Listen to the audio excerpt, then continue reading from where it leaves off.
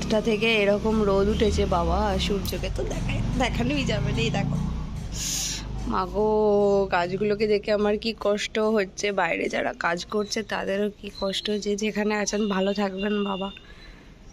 তো রোদে বেশি করে জল খাবেন, শসা খাবেন। কালকে পায়ে ব্যথা করছিল, বিকালে জল দিতে পারিনি, এই এখন একটু জল দিয়ে দেবো গাছগুলোতে, নাহলে মরে যাবে সব। তো সকাল থেকে এত বকবক করছি অথচ তোমাদেরকে গুড মর্নিংটাই বলা হয়নি। তো গুড মর্নিং সবাইকে, সবাই যে যেখানে আছে ভালো থেকো, শরীরকে ডিহাইড্রেট রেখো।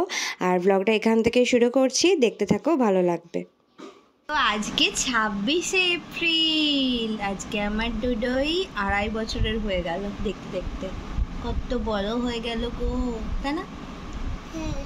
বড় কিন্তু তুমি কুচি বেবি ছিলে।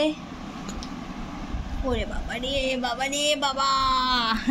তো ওর আধা জন্মদিন উপলক্ষে একটু বিকালে চিকেন পকোড়া বানাবো, তাই একটু ম্যারিনেট করে রাখছি চিকেনটাকে। এখন কি আমি পচা?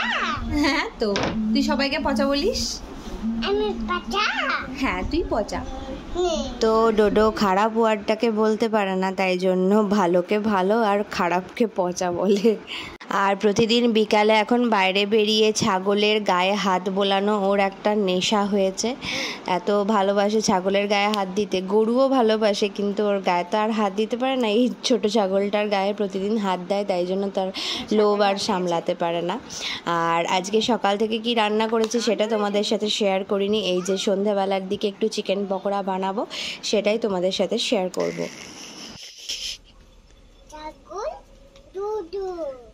এই দেখো ওখানে উঠবে ছাগলটা। তো আমি চিকেন পকোড়া একদমই সিম্পলভাবে বানাই। ওই যে পেঁয়াজ আদা রসুন দিয়ে একটু ম্যারিনেট করে রেখেছিলাম দিনের বেলা থেকে। এবার একটা ডিম দিয়ে দিয়েছি, একটু কর্নফ্লাওয়ার, একটু সুজি, আর দিয়েছিলাম একটু চিলি সস। তো সেটা আর দেখানো হয়নি। এই যে ভালো করে এবার এটাকে মেখে নেব, আর তারপরে বড়ার আকারে ভেজে নিলেই রেডি আমার চিকেন পকোড়া। আর বলতে ভুলে গেছিলাম, আমি একটু ময়দাও দিয়েছিলাম। আর এই যে একটা সাইড ভাজা হয়ে গেছে, পরের সাইডটা উল্টিয়ে নিচ্ছি। তো এরকম স্ন্যাক্স যদি বিকালের দিকে বানিয়ে নেওয়া যায়, বেশ মনটাও ভালো লাগে আর এটা খেতেও ভালো হয়। তোমরা বাড়িতে ট্রাই করে দেখতে পারো। আর আমার ছেলের কাণ্ড দেখো, এখানে বসে বসে বাবাকে লুচি বেলা শেখাচ্ছে। এনা আস্তে, কেমন হয়েছে? দারুন। ও কেমন হয়েছে পকোড়া? A1 দারুন। B for C for D for বাহ। আচ্ছা বলো তো হাম্বাকে ইংলিশে কি বলে?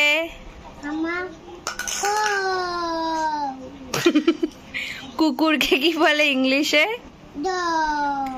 আচ্ছা ম্যাওকে কি বলে ইংলিশে? Very good. তো এখানে ডোডো পড়াশোনা করছে আর এখানে আমার পড়তে এসেছে।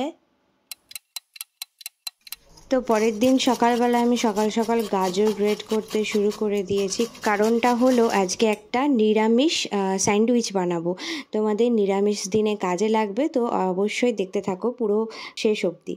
তো গাজর তো আমার গ্রেট হয়ে গেছে, এবার শসাগুলোকে কুচি কুচি করে কেটে নেব।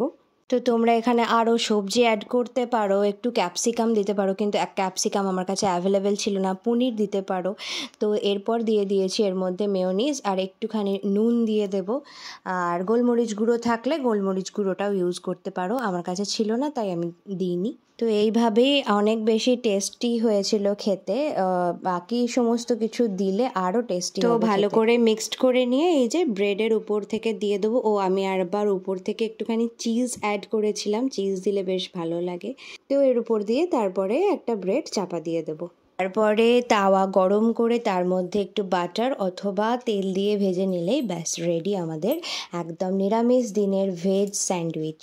আজকে এই যে পুরো ঘরের ঝুল টুল সমস্ত কিছু পরিষ্কার করেছে। হ্যাঁ করছি, এসি ফ্যান সমস্ত কিছু পরিষ্কার করেছে আমার বর। এই যে চাদর টাদর আমি পাতবো, আর এই তাকটা শুধু হয়নি, ওটা পরে আমি করে নেবো। আর এই যে এই দিকটা একদিন করতে হবে, এইটা করতে গেলে আর একটু বেশি টাইম লেগে যাবে। ফ্যানের হাওয়াটা খুব কমে গেছিল, দারুণ পরিষ্কার হয়েছে। গায়ে হাওয়াই লাগছিল না। ঝাড় দিয়ে দিচ্ছি, কি ঝুল বেরিয়েছে দেখো।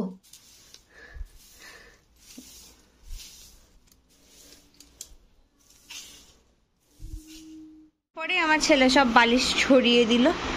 যাই হোক, গোটা ঘর পরিষ্কার হয়ে গেছে, বেশ ভাল লাগছে।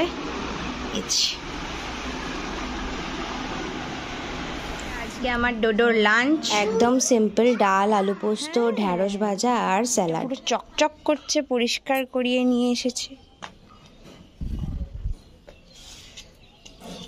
কি হয়েছে বেটু? ওখানে হাত দেয় না। ভু, চলো চলো বাইরে বেরিয়ে আসবে, চলো। আর আজ রাতের ডিনার তো পুরো একদম জমে যাবে। তো দেখো, এই যে আমি পেঁয়াজ দিয়ে এখানে বাটি পোস্ত করছি, আর সাথে আছে আলু ভাতে শুকনো লঙ্কা দিয়ে মেখে নিলাম। তো আজকে কি খাওয়া হবে বলো তো রাতে? আজকে পান্তা ভাত খাওয়া হবে রাতে।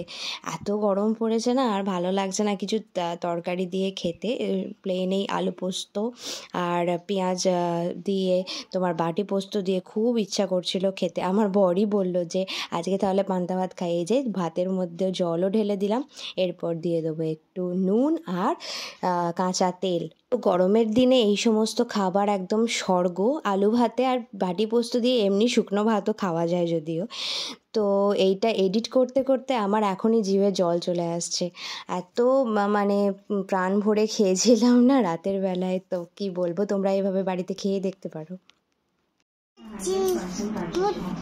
পোস্ত খাচ্ছে মা, পোস্তটা দেখা, পোস্তটা দেখা। তারপরে আর কি? ভাত।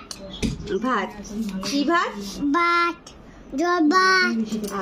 তো রাতের খাওয়া দাওয়া কমপ্লিট হয়ে গেছে, এবার আমরা ঘুমিয়ে পড়বো। তো এই ব্লগটা এখানেই রাখছি। বাবার সাথে কত কথা বলছে এখন। এবার বাবা আজকে এসি ফ্যান সব পরিষ্কার করেছে। এবার ফ্যানটা খুব ধুলো পড়েছিল। হ্যাঁ হ্যাঁ, তো সেইগুলো বলছে। মুচু। তো ব্লগটা এখানেই রাখছি। ভালো লাগলে চ্যানেলটাকে সাবস্ক্রাইব করে দিও, লাইক শেয়ার করে দিও, কমেন্ট করতে ভুলো না। দেখা হবে খুব তাড়াতাড়ি নতুন একটা ব্লগ নিয়ে। ততক্ষণের জন্য টাটা।